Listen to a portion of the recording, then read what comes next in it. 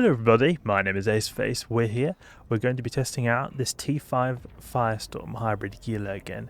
Previously, it went really well. The tank was really great.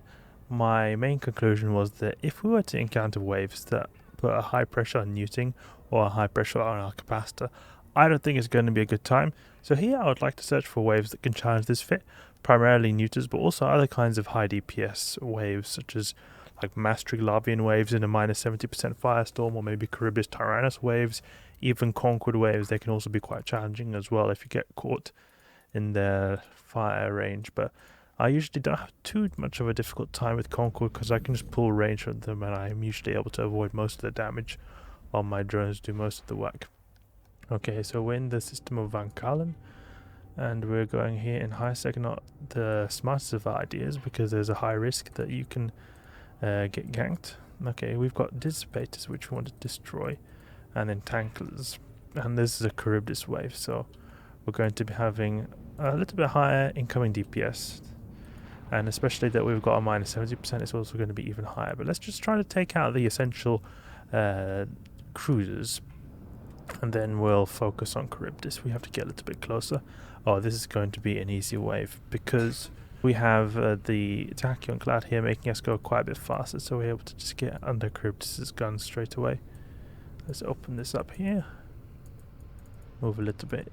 Need to left click on these targets here, because if we just double click in space, there's always a risk that we can disconnect, and if we disconnect, then we'll be just going into infinity, and that will be the end of our ship, because we'll enter the abyssal depths. Let's go for those confused. They could be good to take out. Actually, to be honest, I want to have my drones now focus on Charybdis, and then I can use my missiles on these cruisers here. Maybe we'll just wait until they've taken out those two Ephialtuses. Let's go for these ones here, and then we'll have our missiles destroy the confusers. And the great thing here is that we're using 100% of our DPS.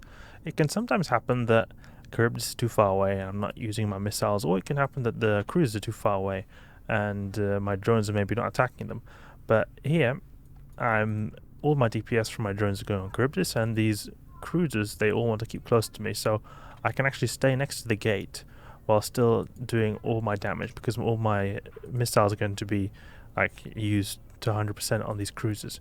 If I were to just orbit this gate here at 500, then there's a risk that I'm out of range, like I am now, for my missiles to be used on Charybdis. So if I was to focus everything on Charybdis, I would just be doing my drone damage.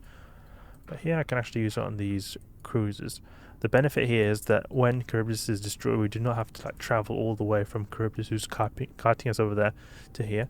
The downside is that we have a little bit increased likelihood of taking high damage from Charybdis, since we're not at a more optimal angle. We're not able to keep transversal up by orbiting really close. Here we're a little bit distant, so it's easier for Charybdis to get some big hits on us. But it's not too big of a deal because we've got so much tank on this T5 hybrid Gila fit.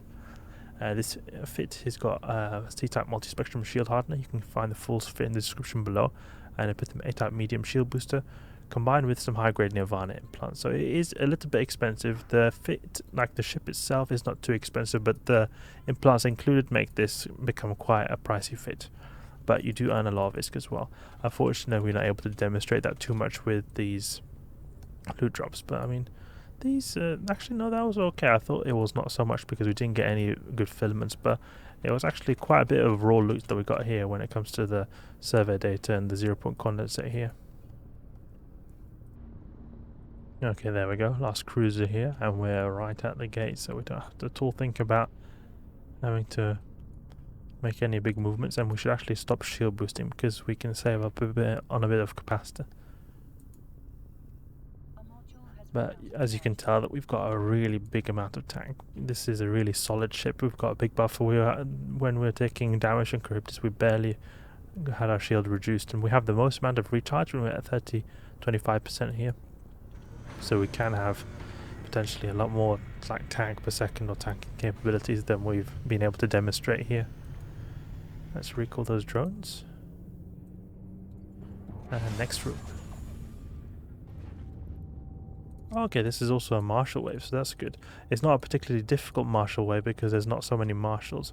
We can go with the Augmented Hammerhead since they are the ones that do the most amount of damage to these guys, since they have resists that are more optimal to go for raw DPS than specific DPS like in the Tech 2s.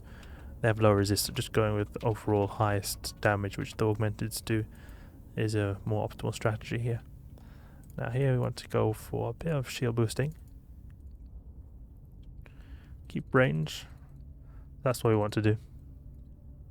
So, but there's not at all a lot of marshals, so it's not at all a good demonstration of how well we're able to tank these guys. Okay, let's go to this extraction node here. That's really close. That's a really good position. And it's also great that the drones are operating really far away, because then they won't take damage from the Edencom's vault on projectors bouncing off ourselves. See, what are they attacking? Are they attacking those pacifiers? Okay. Open this up and go to the biadaptive. Let's have our drones go for that Thunderchild. We do not want to keep these expensive drones close.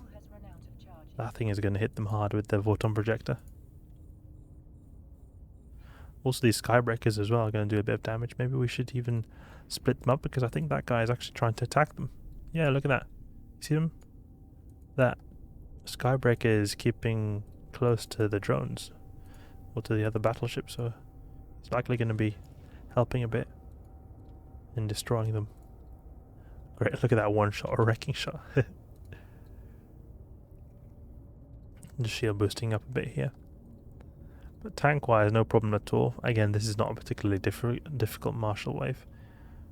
But even though it was not a difficult marshal wave, we barely had our shields scraped at all.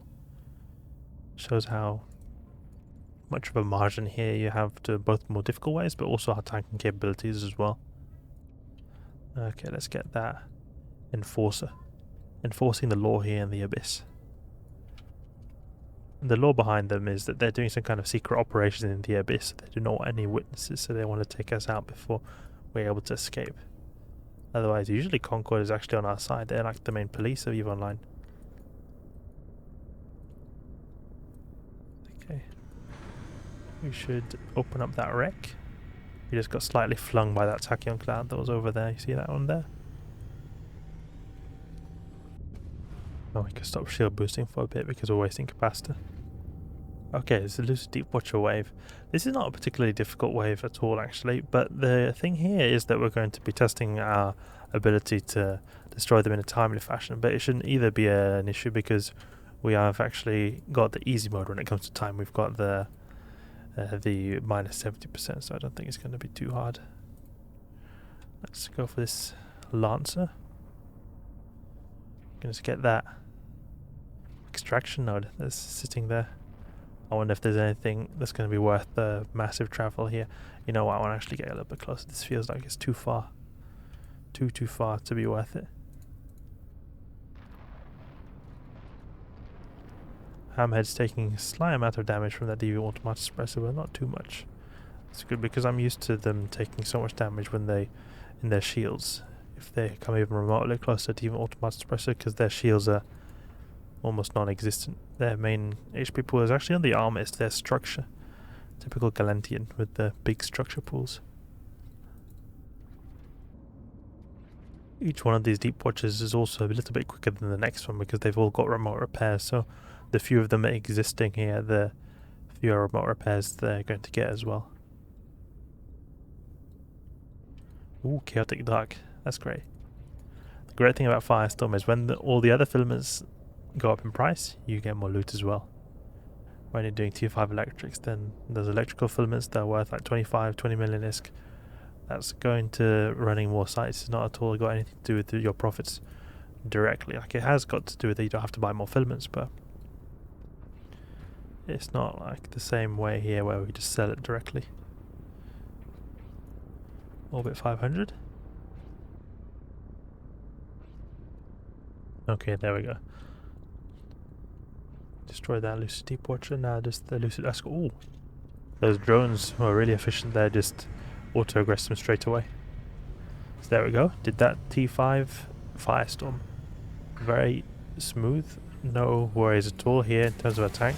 Did not encounter too many neuting waves. Hardly any newts at all, to be honest. And that's, to be honest, the thing we need to see the most, because this further reinforces the idea that I've been considering, as how that we've got plenty of tank, but we just need to think of a way to sort of make a capacitor maybe just slightly more bulletproof. Something we could perhaps do is that maybe remove one of these and put a capacitor control circuit, but that might be not the best idea. You can see if we've got 87k EHP, this large shield extender does a lot in terms of helping our helping our buffer, but otherwise you could maybe put a cap battery here. Could be an idea. Medium cap battery here, because I don't think we can fit another large one, because then we get a lot of capacitor resistance.